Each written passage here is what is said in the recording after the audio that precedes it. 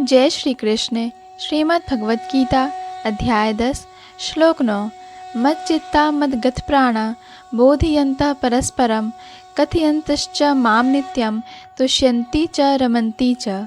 मेरे शुद्ध भक्तों के विचार मुझ में वास करते हैं, उनके जीवन मेरी सेवा में अर्पित रहते हैं और वे एक दूसरे को ज्ञान प्रदान करते तथा मेरे विषय में बातें करते हुए परम संतोष तथा आनंद का अनुभव करते हैं।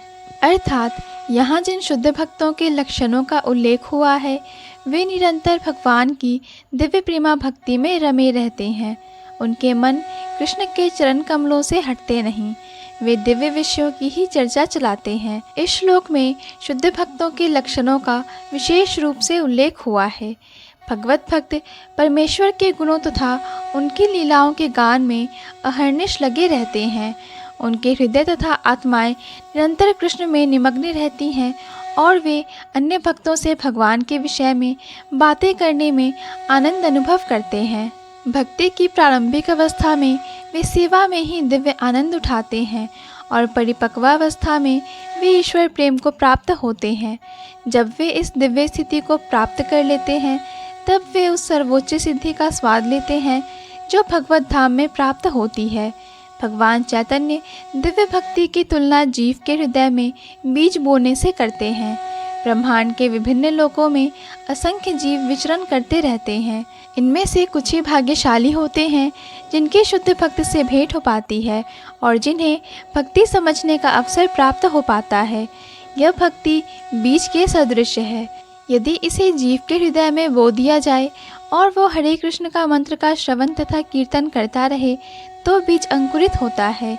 जिस प्रकार की नियमतः सींचने रहने से वृक्ष का बीज फलता है, भक्ति रूपी आध्यात्मिक पौधा क्रमशः बढ़ता रहता है जब तक वह ब्रह्मांड के आवरण को भेद कर ब्रह्म ज्योति में प्रवेश नहीं कर जाता।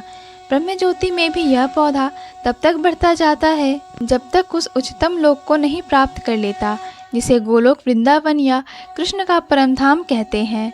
अंततोगत्वा यह पौधा भगवान के चरण कमलों की शरण प्राप्त कर वहीं विश्राम पाता है। जिस प्रकार पौधे के क्रम से फूल तथा फल आते हैं उसी प्रकार भक्ति रूपी पौधे में भी फल आते हैं और कीर्तन तथा श्रवण के रूप में उसका सिंचन चलता रहता है। चैतन्य चरितामृत में भक्ति रूपी पौधे का विस्तार से वर्णन हुआ है।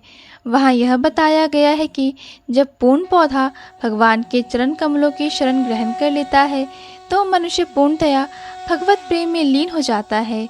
तब वह एक क्षण भी परमेश्वर के बिना नहीं रह पाता। जिस प्रकार की मछली जल के बिना नहीं रह सकती, ऐसी अवस्था में भक्त वास्तव में परमेश्वर के संसर्ग से दिव्य गुण प्राप्त कर लेता है।